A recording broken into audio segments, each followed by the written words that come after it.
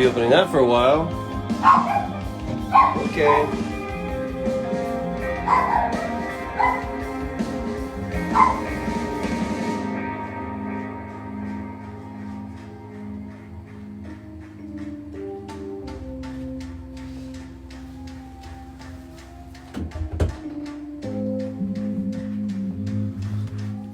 How many people we got in here? Hey everyone, hello, hello, hello. Turn this light off.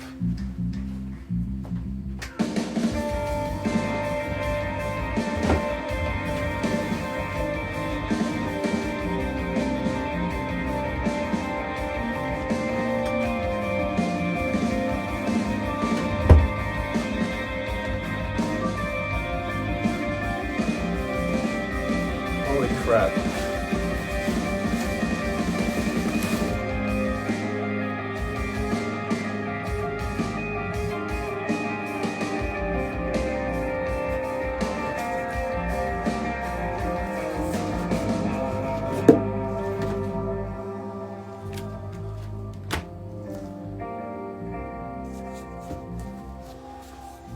I don't know how far this will reach.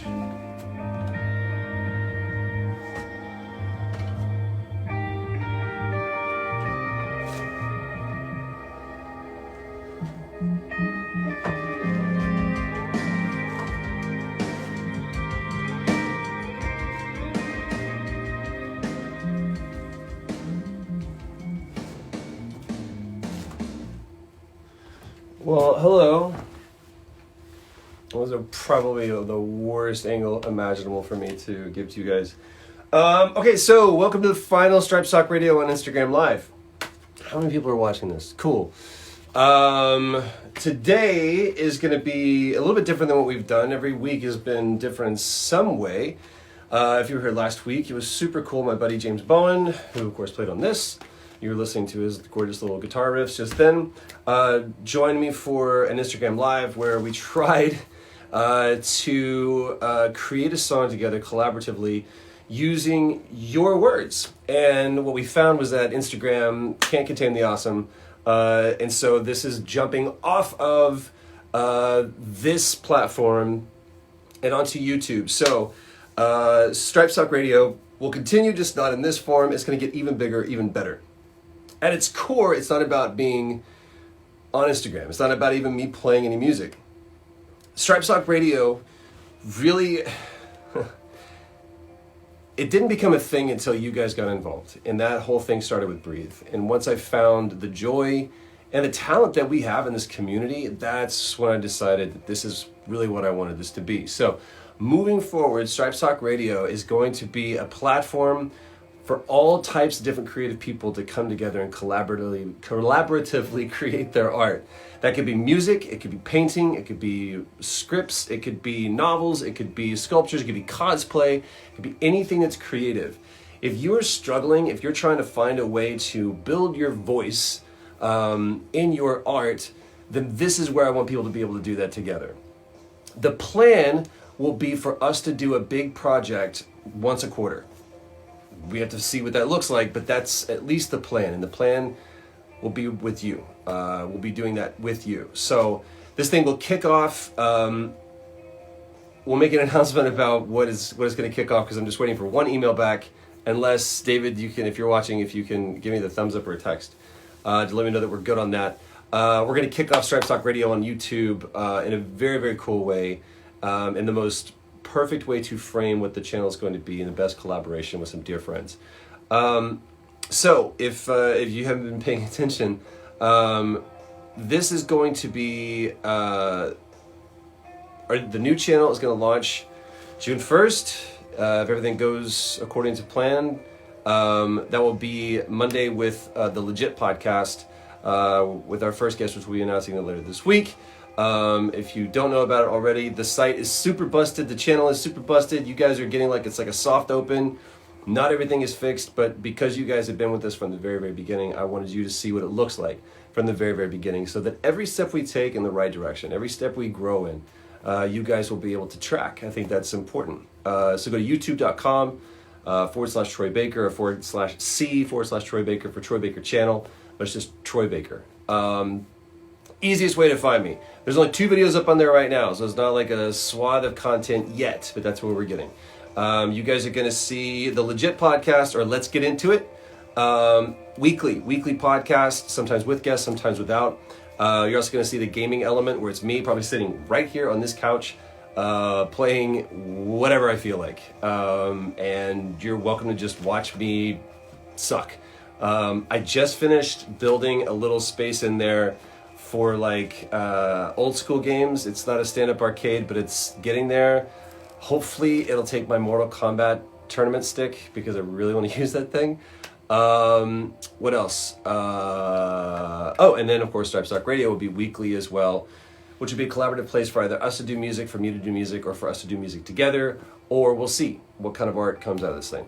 So what I wanted to devote today to, because this music thing, sorry, I had to take a breath. Sundays always find me like, just exhausted in a good way. It's been a great week, but we're gearing up to launch, and there's a lot happening. So it's super cool. What I figured I would do today is there's been something on my mind, just on my back for a while now. And if you're a part of the pledge for Wind of the Abbey, you know exactly what I'm talking about. We partnered with Pledge Music to do this whole pledge campaign. People contributed thousands of dollars to help make that album an actual thing, because it cost a lot of money to do that album. Before the album was finished, Pledge went under and took almost all the money with them. So we had to figure out a way. Fortunately, the album was done, but it was literally just getting everything else that we had promised to people out to them. Some of those things we just can't do. Some of those things we were able to do. We were able to do the dinner with the people. We were able to do the incredible session singers at Capitol Records, obviously because we finished the record with you guys. But a lot of it has been just getting the postage sent out to you guys. It's really expensive, as a lot of you know, who have ordered t-shirts and stuff from like Retro Replay or whatever, and it almost paid, or you probably did pay more for the shipping than you did for the postage than you did for the actual t-shirt. So we finally figured out a way that we're going to be able to get all this stuff to you. So yeah, what I figured I would do today is just kind of walk you guys through this album, if you've never heard it, and tell you kind of the stories behind the songs. And then you just kind of, if it's boring, I don't know, just sit and watch me sign all these so that we can get these out the door. We're also going to be doing, I'm also going to be doing lyric sheets. So if you've ever wondered what the words are and you can read my handwriting, you'll be able to know. So if you're watching and you're a part of the Pledge Music campaign, I cannot thank you enough for your patience and for your diligence, your support, for being a part of this story. Turned into quite the epic tome. Yeah, I'm repping my boys today and girls. So I have 3 Sharpies. That's all I could find in my entire house, because I don't typically keep Sharpies on hand. Very seldom does my son walk up to me and go, "Dad, would you?" I'm huge. Didn't do that. Could you guys? I know it's a little soft, but how's that listening volume?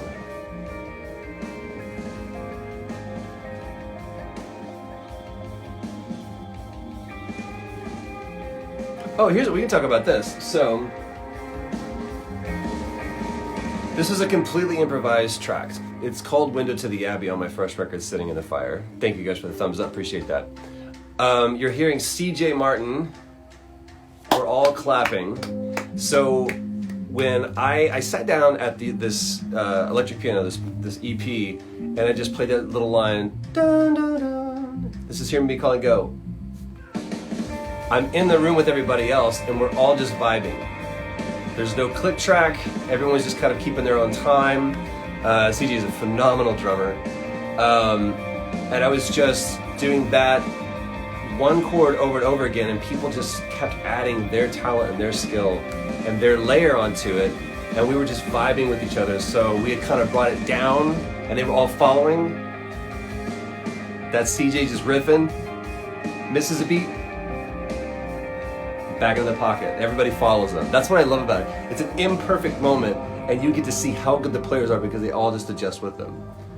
So everybody was kind of watching each other to see where we're going, and I started doing that one line, oh, and everybody started doing it with me. And then Johnny Watt, the producer, did a counter line to me. Bowen, Wayne.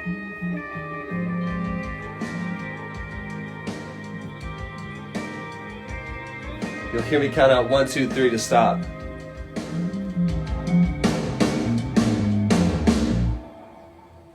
So anyway, it starts off, I play that thing, and Johnny Watt, the producer, is walking around this big cabin up in Big Bear, which is where we tracked the album, and he starts clapping. And we all start clapping with him.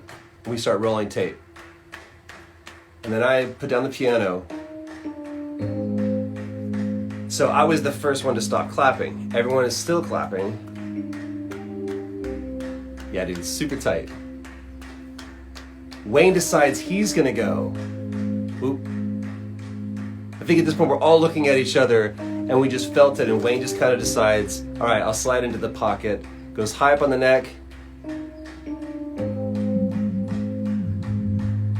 Just tight. We'd never heard that bass line before. We're like, oh dude, that's cool. So now you hear 4 people clapping as opposed to 6.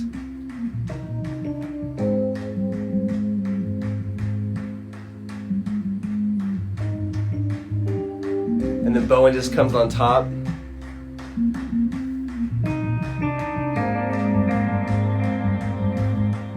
Gorgeous, right? So now you hear 2 people clapping.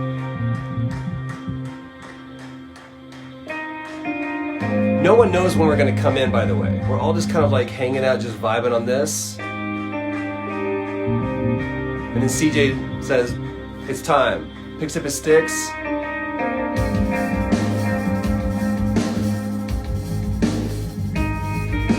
So tight. Anyway, so that song in its improvised, I should probably start. That song in its improvised form is really what became the whole premise for this, Window to the Abbey. It was what happened when songs that I had in my head were made better by the people that I chose to collaborate with. So, that is what, there you go, first one down, is all about.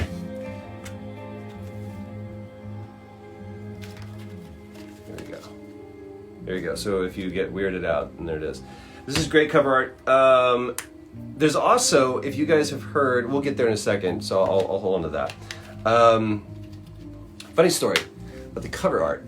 The original concept of this was so busy. We shot all of these people. We had like 6 different models, and everybody in the shot was representative of somebody in the song, or was representative of one of the songs. And if you listen to the song, you're like, oh, I get it. That's the girl from Water into Wine, or whatever. We put everything together, we comped it together, and it was never what it was going to be in my mind.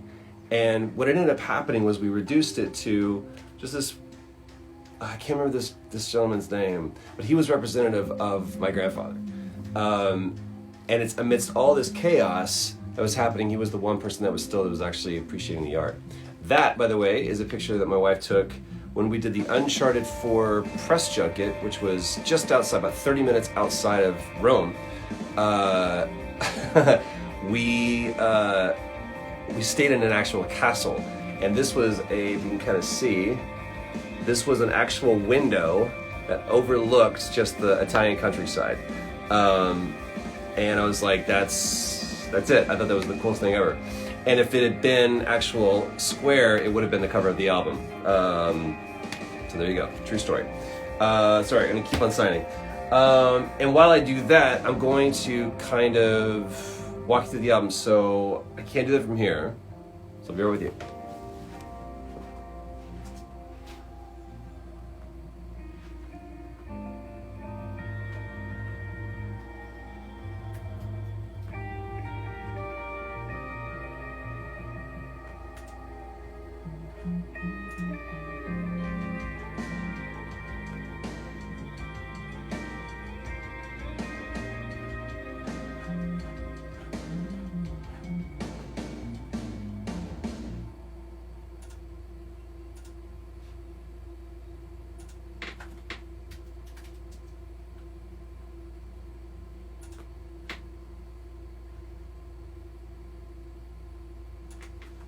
Okay. So the first song was not actually a song that we wrote. It is all of the synthesizers and all of the keyboards, especially the Buchla, that was a part of Water into Wine. And we were downstairs, and I think it was C. Ray and John. C. Ray goes, man, listen to this. And we soloed it out. And I was like, God, that is epic sounding. So we, I have to turn this bad boy on so that we can talk over this. There we go. Come on, stop playing. Oh, shit. Anyway, okay. This song, I think you've heard me talk about it before. It was a song that I wrote after visiting with Ashley Johnson when she was living in New York. And by the time I left her house, I drove across the Brooklyn Bridge from Brooklyn into Manhattan, and I just had this vision of her just walking around New York, just kind of owning the joint. She always has like this little just music in her step, right? And as I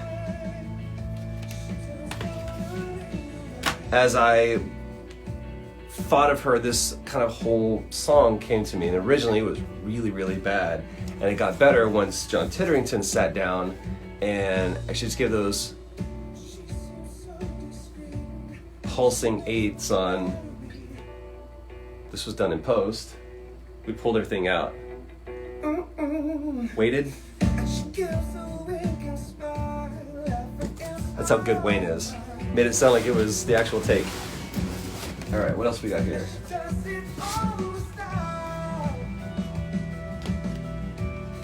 Cool. So, also for you guys, Sitting in the Fire. We're getting Sitting in the Fire Revisited, which is the first album that we did. It also includes like 4 remixes. 5 actually. You have My Religion Revisited, which is a different version of My Religion if you listen to it.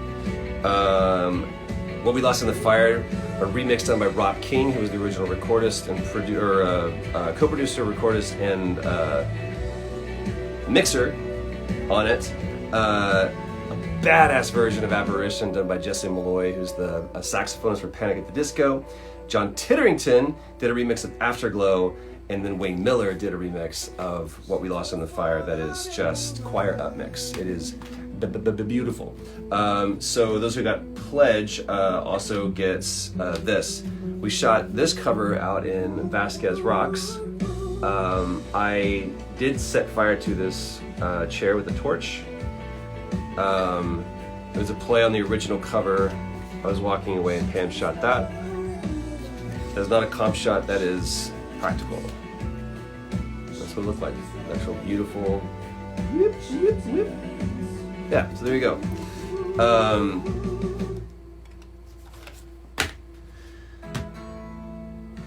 Starseed was a song that was originally supposed to be on Sitting in the Fire, and Johnny was like, I don't think it belongs on this record. And I think he was right, because it would not have fit on that record, and it fits perfectly on Moving Around Bias. Moving Around Bias, by the way, is an expression from engineers back in the old tape days where they are rolling tape. They're moving around bias. And a friend of mine, Alan Danger, who's was a engineer at Warner Brothers, I was like, what are some cool terms? And he was like, well, I mean, you've got, I was just kind of like roll through his like analog tape stuff. He was like, well, I mean, a tape comes to you heads out, and that's the way you're supposed to load that tape into the machine, is heads out. I was like, well, that's the first thing of the that's the first track then. And he said, we always used to joke, it was like, all right, we're moving around bias, because tape bias. And I was like, moving around bias. I was like, man, that's something we need to hear right now. Because when we were writing this album, it was like right after the election, and being able to navigate against our preconceived notions and our prejudices seemed very, very important at the time. So moving around bias, there we go. This song I wrote 10 years ago. And it was after a night of hanging out with two dear friends that just had an incredible relationship and understanding of each other. And the allegory they gave for themselves was, one was the sparrow and one was the dove. One was at peace and rest and just waiting, and the other was the sparrow that just was constantly flittering about. And the patience and the understanding that they had for each other was great. And in that night, in that conversation, we talked about how we're all just stardust and we're seeds from stars. And I was like, went home, and this is one, if you were listening yesterday, I said there's like been 5 times in my life where a song has just visited me, and the whole thing. Starseed was written. By the time I got into my house, walked through the door into my studio, I was already completing the song. It just came to me. Finished it in one night and sat waiting for this album to come out. So this song is very, very dear to me. And a good friend of mine, Panda Musk, did a hand-drawn animated video for it that you could probably find online. It's just gorgeous, absolutely gorgeous. And his interpretation of the song is totally different than mine, which is awesome. So, you guys enjoying this? I hope you are. Oh man, we'll get it. What I Deserve, we'll get into, because it's 2 up. Will the physical album be available somewhere else? You're late to the party. All good. Yes. I always have some with me when I go to shows. Yes. It will be available on a website that you guys are currently familiar with that also has merchandise. We're just waiting to finalize the details. So this is a great question. Tambino Kiami. I've supported you on Pledge, but moved houses since. Anything I can do? David, at David, or David will handle it at gmail.com. Should have reached out to you to get your address.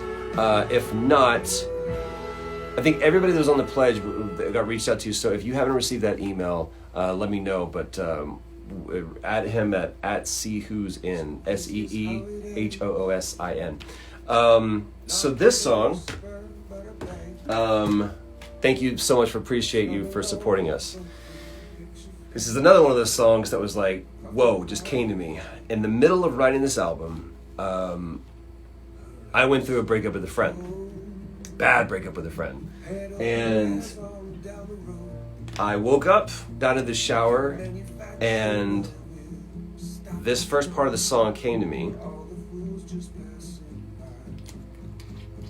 I got into my car, drove over the hill into Hollywood where Wayne's studio is, and by the time I got out of my car, upstairs into the studio, Wayne goes, "What do you want to work on?" I was like, I have a song. And we sat down, me, him, and John sat down and hammered this song out.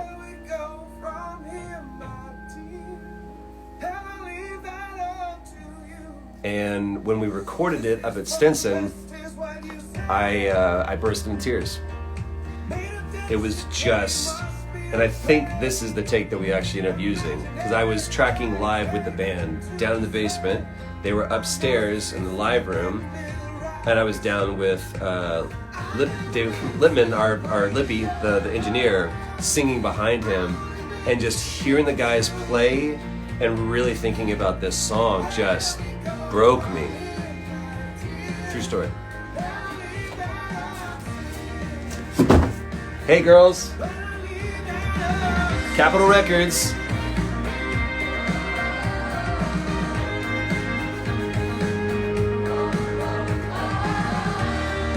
This is one of the songs that we tracked with our session singers at Capitol Records.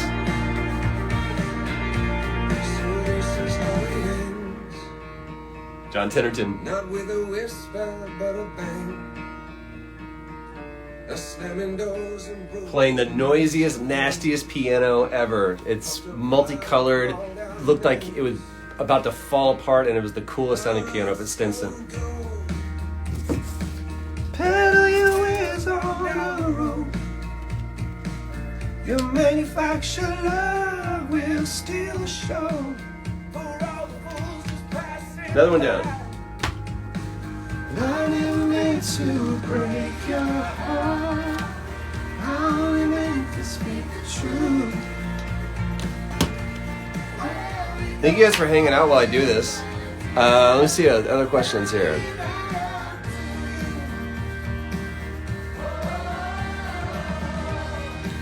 What got me is interacting that you brought here. That's so rare. You're amazing. Well, first musician bootmaker. I want to know what your whole story is. You're just an artisan, man. Thank you, man. I really appreciate that. It's very, very kind of you. Hi, Angela.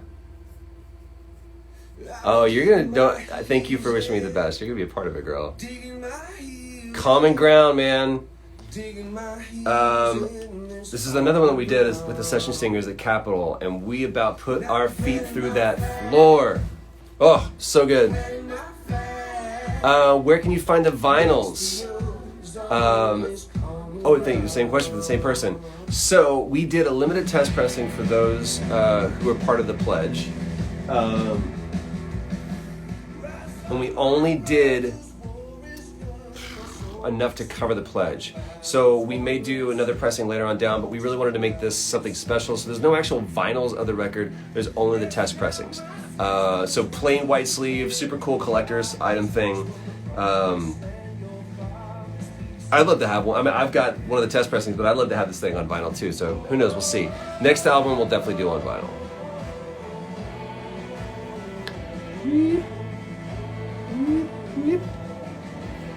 What else?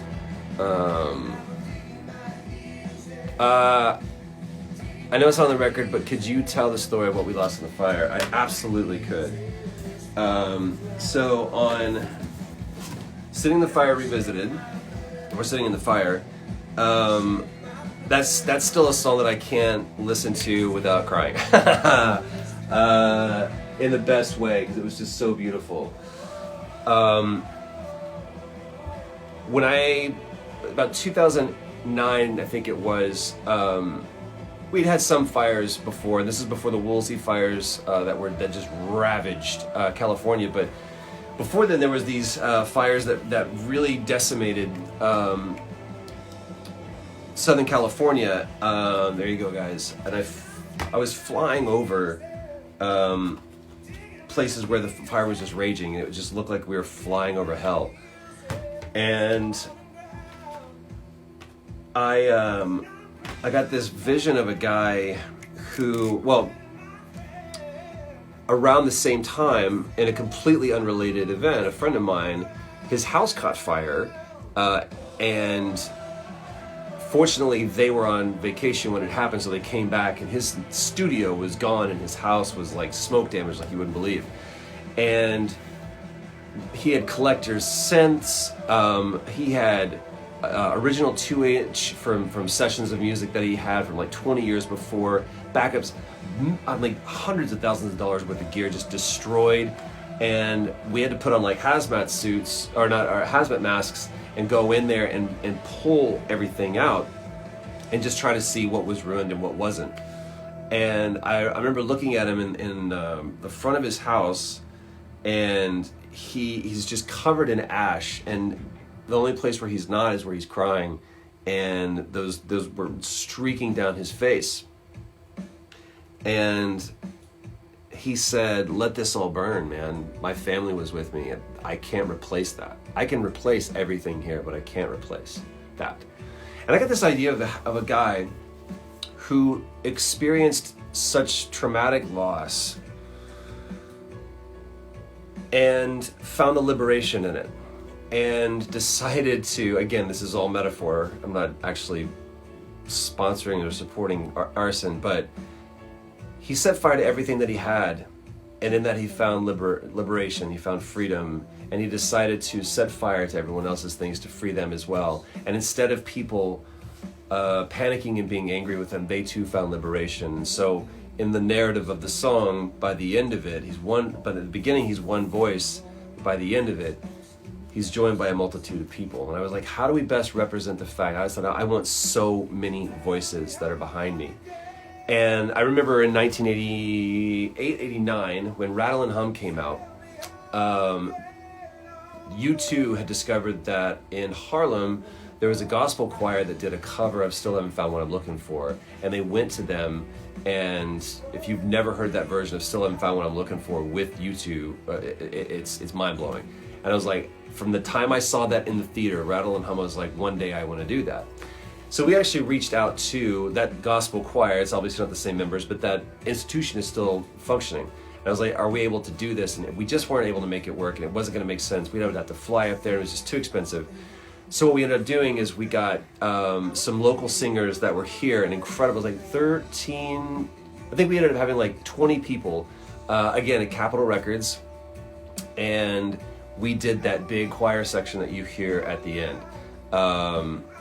So that was literally, I'm not being glib, that was a dream come true for me from the time I was like 12, 13 years old, to be able to finally do that. So sometimes it takes a long time, but if you're diligent, you're patient, and you're ready for your dreams to hatch when they're ready, some really cool things can happen. So thanks for asking, man. I really appreciate that.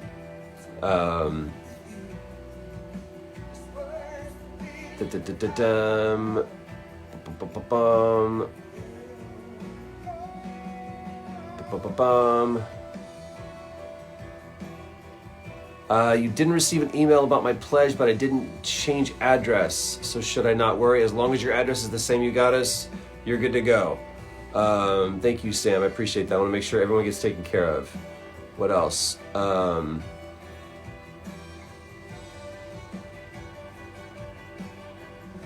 you set up a Zoom mic with some of the amazing community that follows you as part of the next chapter? Oh, a Zoom mix chat, dude.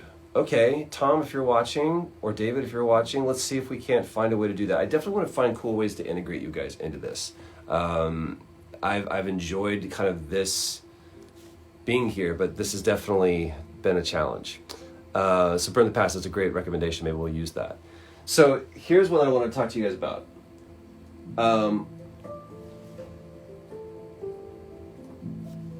This is not the album version. So if you've ever heard the song Unknown Caller, a beautiful piano piece, played not by John Titterington, but actually by James Bowen, as an improvisational piece when we were having some downtime trying to figure out what we were going to do for the rest of the night.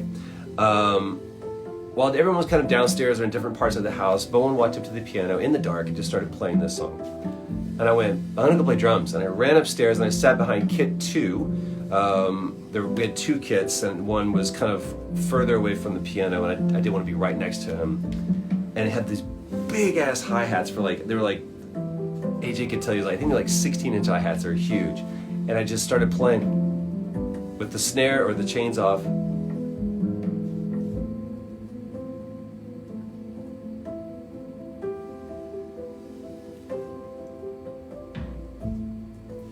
We went downstairs and we're like, did you get that? And Wayne was like, we got all of it. Holy crap, it's amazing. And as we listened to it, Josh Valle said, it needs something else. It needs like a spoken word. Lippman turns around and goes, I may have just the thing. So that story, if you look on your CD,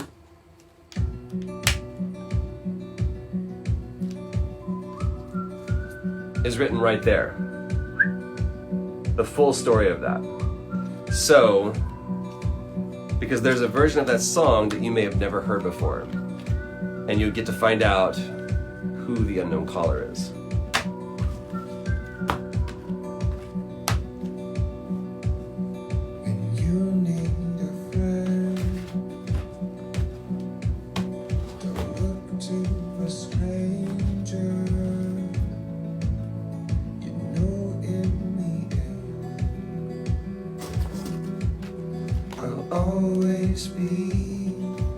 True story, whilst on a train to Scotland, I think it was, I wrote a treatment for a video for this,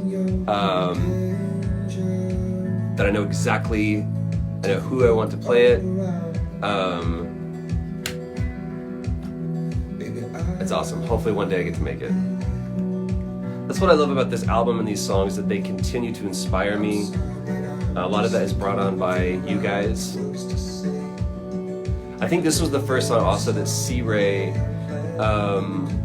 brought the Buchla out. He was like, can I just put this amazing analog synth, modular synth on this thing? We're like, sure. And it fundamentally changed the rest of the record. Cool. I'm glad, Grace. I'm glad you like it.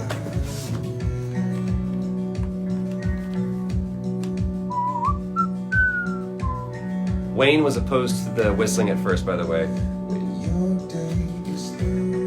Is this Sitting in the Fire? Revisited for you guys. So it's your turn. Take a look around. Baby, I'll be there.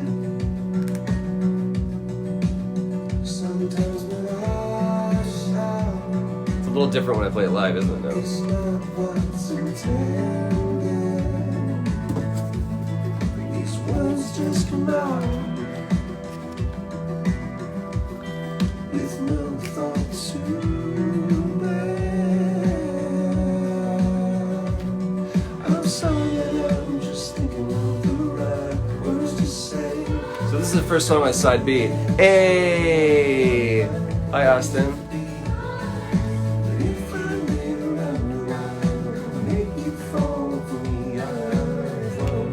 Sorry, I'm getting hung up on this.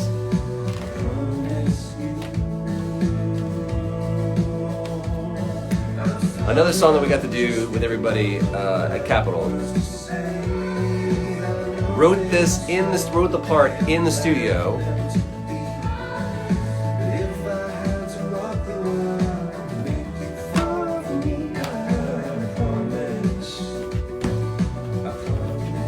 Also on the CD is an extended version of this. All the solos that James Bowen wrote were 100% just him. I can't think of a single one where it was like, hey, Bowen, play this. He was just like,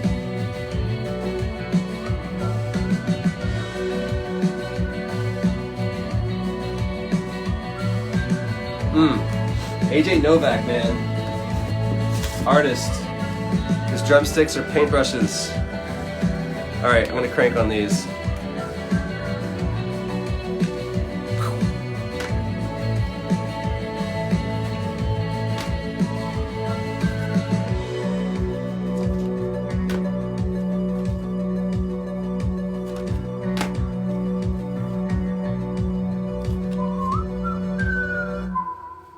Yeah, there's this craziness that you'll have to experience on the record. So, this song.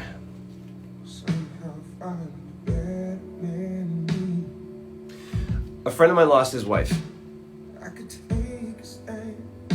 And I talked to him kind of throughout his grieving process, and I remember him saying once in an interview that the day that his wife died was the second worst day of his life.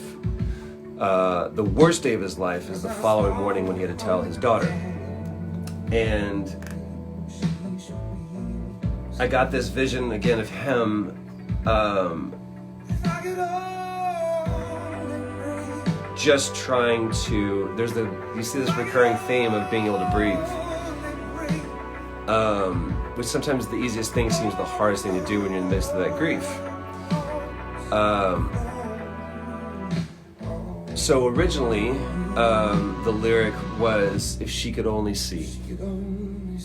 Now he's speaking to his daughter. All the light she shines inside me. And I wrote this song before I had Traveler. And the first time I played it after Traveler was born was in Manchester, England. And I changed it for the first time to If He Could Only See, and I just lost it. I was in a heap on the stage. And the beauty of that I now understood is that when Traveler was born, I literally counted his fingers and toes. And I understand now, for me, that meant that what I wanted was all the bad. I wanted to be a filter of evil. that I wanted all the bad to stay with me because he's not what I deserve. And I hope that I never get what I deserve, because what I deserve is punishment, not mercy. What I deserve is not grace, and that's what I've been given. So the notion of I hope I never get what I deserve is understanding that Traveler is the best part of me, and I hope that that's what he always is, and that whatever is bad with me stays within me. So there you go. Never get what I deserve. C. Ray. I'll never get what I deserve.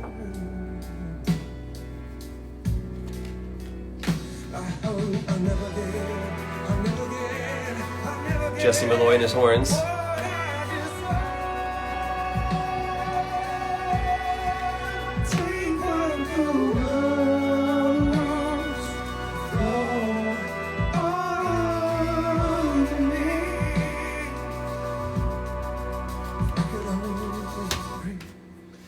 So this next song, I think you guys have heard me talk about a lot.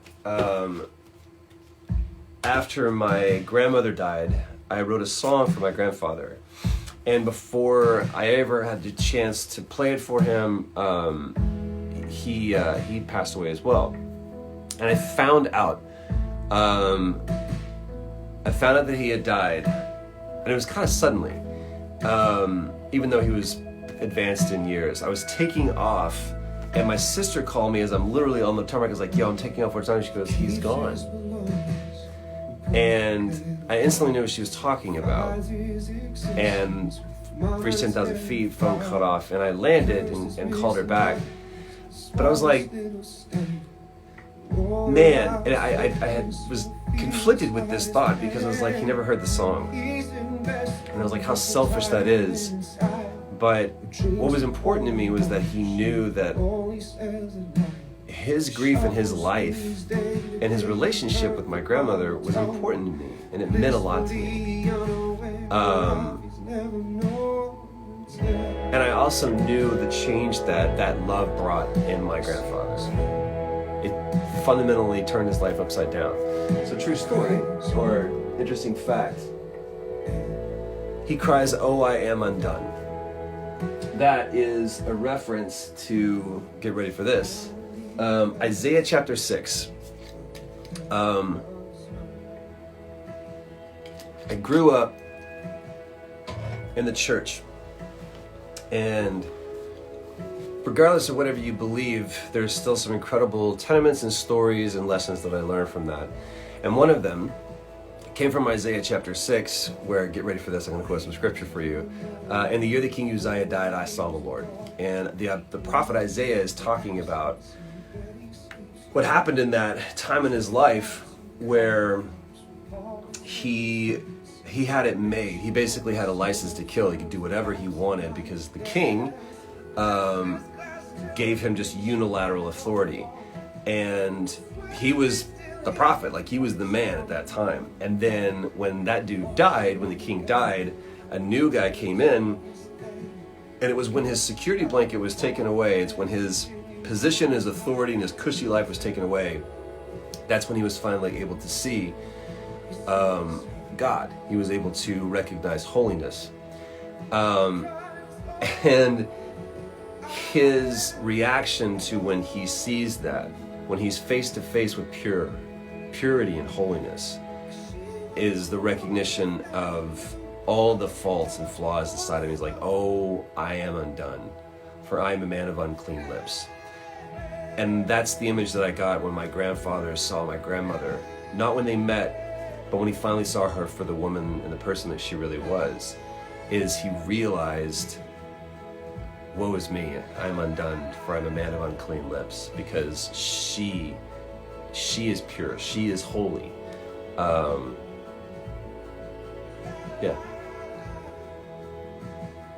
Yeah, y'all, for real. Man, it's no joke that this is on a Sunday.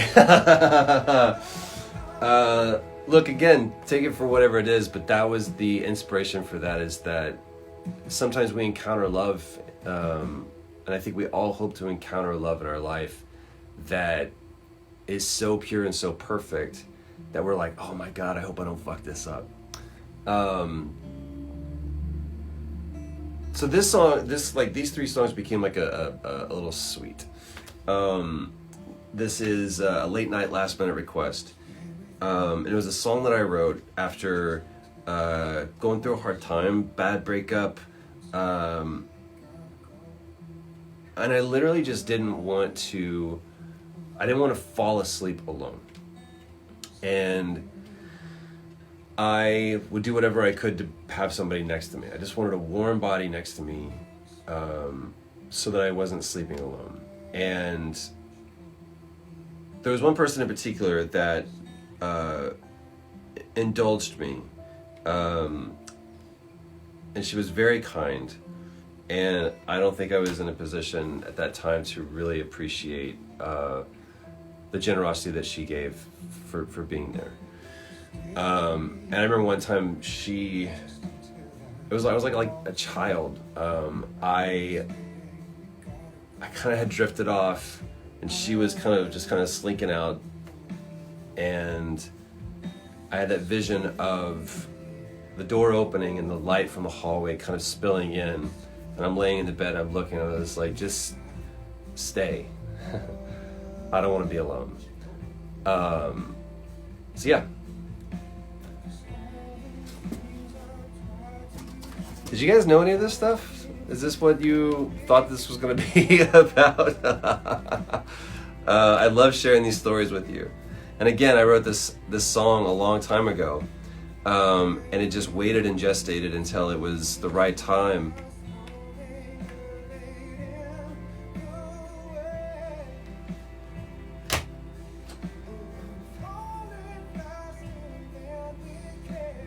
Falling faster than we can stand.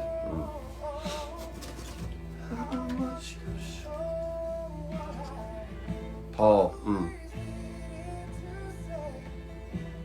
String arrangement written by John Titterington, played by Paul Cartwright, and 3 other amazing string players.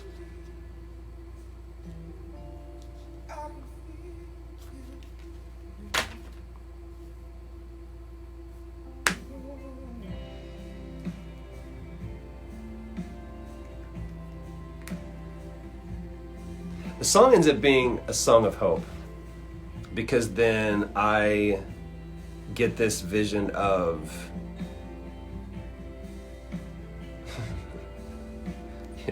I feel it's important to offer a disclaimer that this is what you guys are getting into, okay?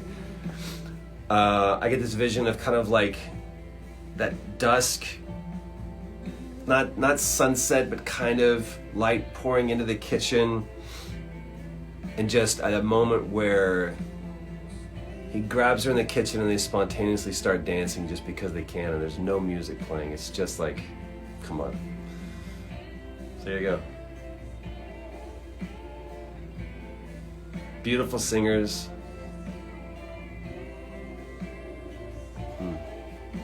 Oh yeah, and you guys should know, if this isn't your thing, it is so super easy to stop watching.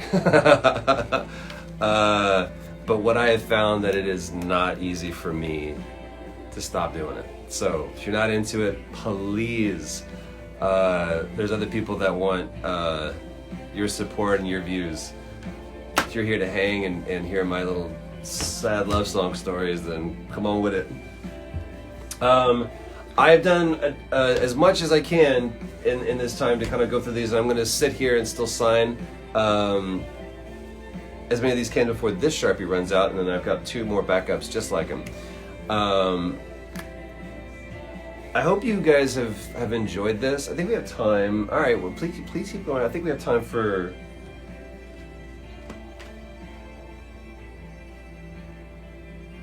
Listen to this.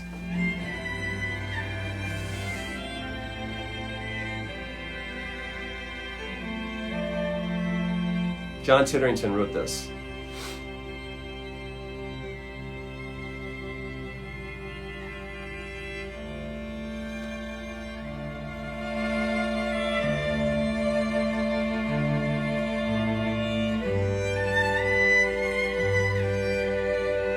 Paul Cartwright on lead violin.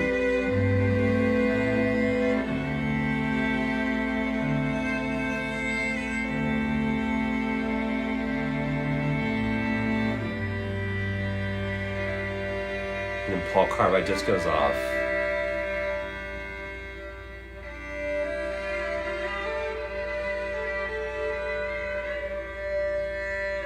And we knew we wanted this to transition into radio. So Wayne, when he was mixing this, wanted to bring it in as if it was like on an AM radio.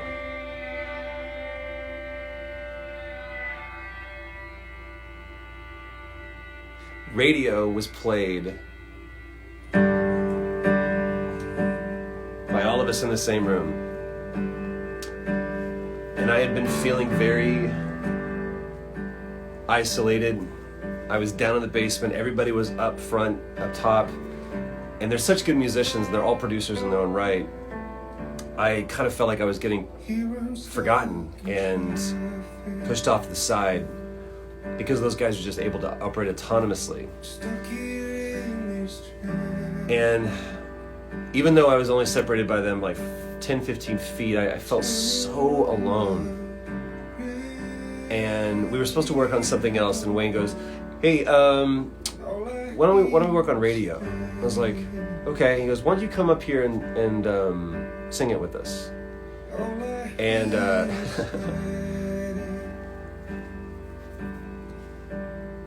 he's a good leader. We took the time to set up a microphone in the middle of the room, and after 3 days or whatever, 4 days of feeling really disconnected from these guys, being able to sit in the room and be with the people that I was making this incredible album with, just rejuvenated me. So this is all one take, if I'm not mistaken, but all played live. You can hear my vocal bleeding in because John is about 6 feet away from me.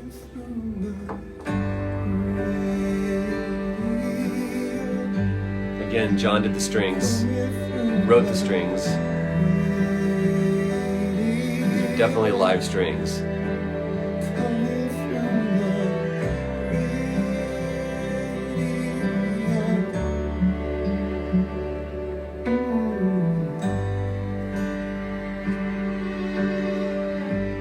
Bowen on acoustic.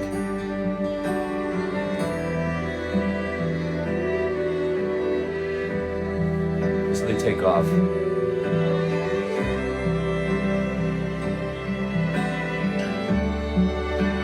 Fucking chills.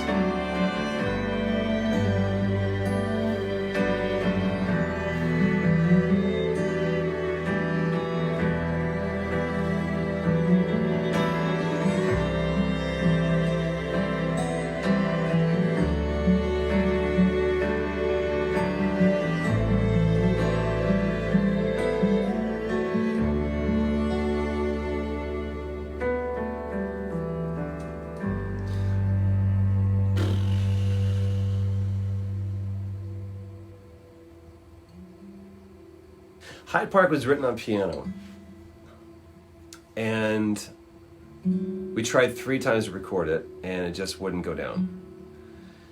So finally, when we were in the Capitol Records session, we still hadn't recorded this. Just so you guys know, I very rarely play or listen to this song. It's sacred to me. So this is a very big moment.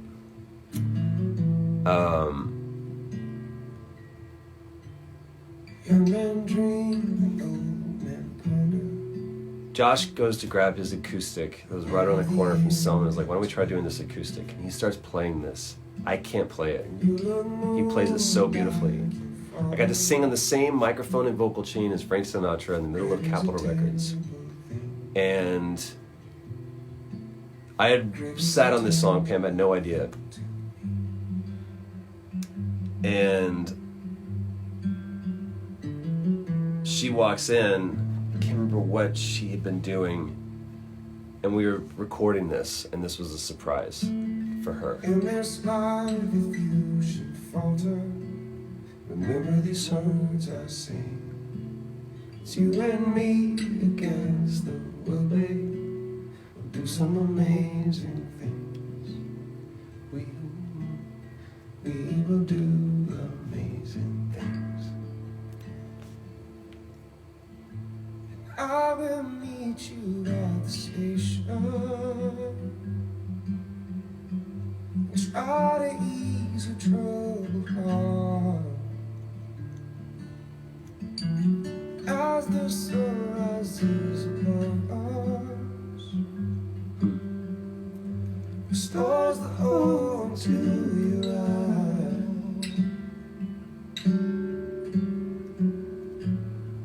You can depend on me. You can depend on me. Take a walk around the park. Clear my head of all these troubles. As long as Instagram doesn't kick us off. Kisses in the rain, speaking volumes without a word. This song was conceived in a place magical, and it was executed in a place that was equally as magical. Sometimes it doesn't always go according to plan. And sometimes it's because our plans kind of suck, and there's a better way to do it. This song is a perfect example of that. It can be frustrating when things don't go our way, the way that we want them to go. But the truth is, there's a way that the thing wants to go, and often it's a far better way than ours.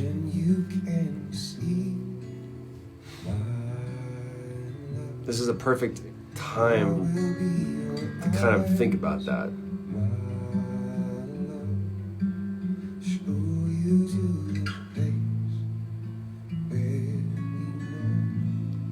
Listen to where the thing wants to go.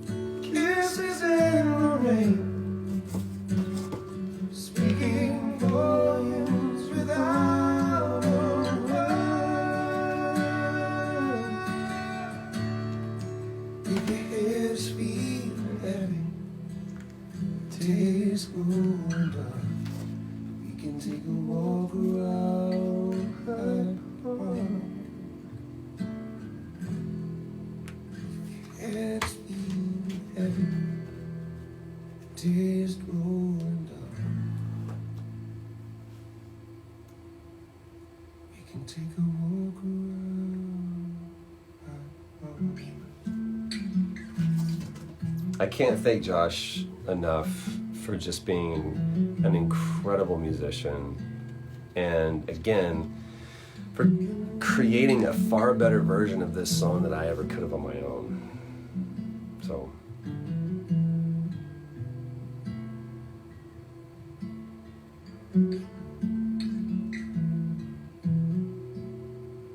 yeah, that was a good night, man. That was a really good night. So, one final song.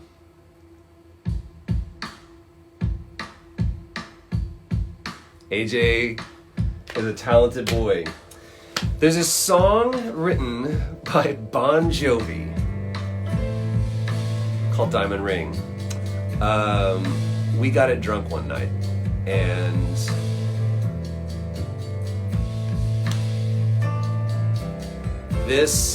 there was no click track, of course, too.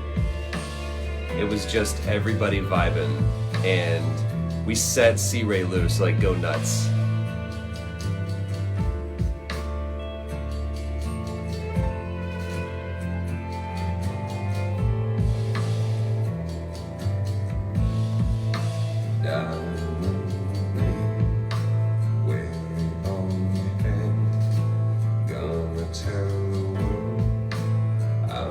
Listen how messed up this is.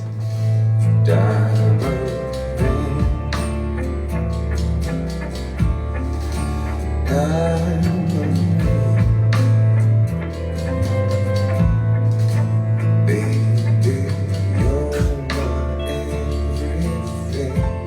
C. Ray intentionally going out of time.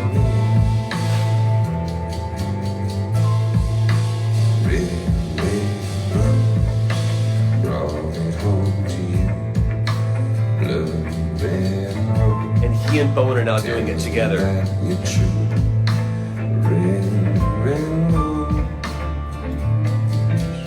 Harmonizing at a time. And Paul starts doing it with them. Like a forest that grows,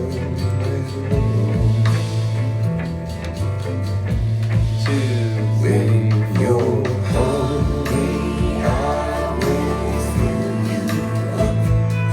When you're thirsty, drink out my loving cup. When you're crying, I will be the tears for you. There's nothing that I wouldn't do.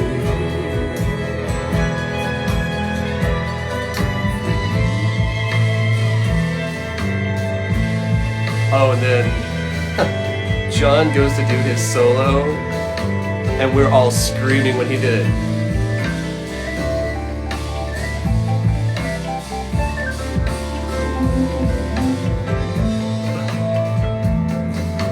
Some talented boys on this record, y'all.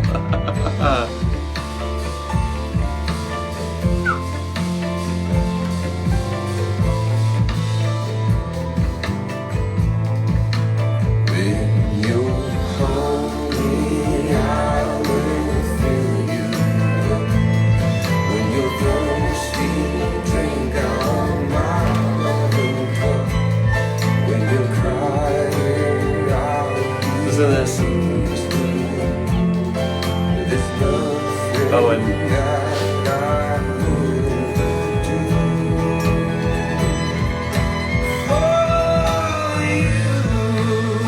it's me doing my best Tom Waits, Leonard Cohen.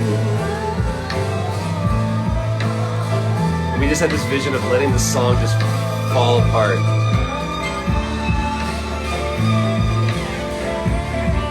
We knew that it would end when it wanted to end, and we weren't going to stop. Now you got it on your sleeve.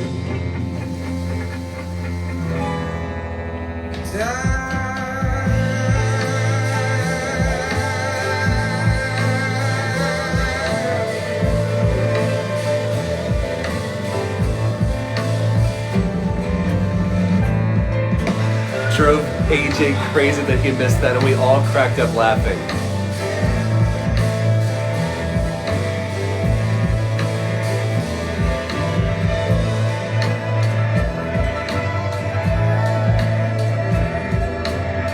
Just devolves into chaos.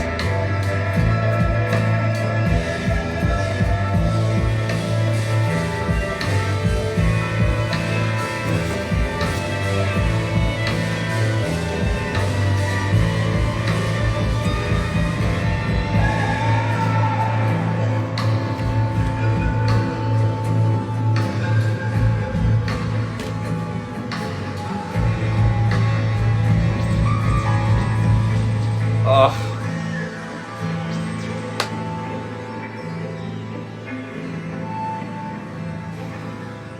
So there it is. That's a little live playback. And this is actually played on a tape machine slowed down. That's not an effect.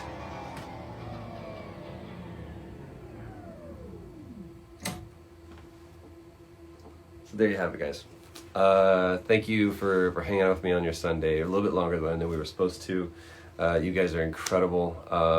Thank you for joining the Last Stripe Sock Radio here on Instagram Live. I cannot wait for this thing to be in its new home on YouTube. If you haven't subscribed yet, please do. I'd love for you guys to see it from the very, very beginning so that you're with us for all of the growth.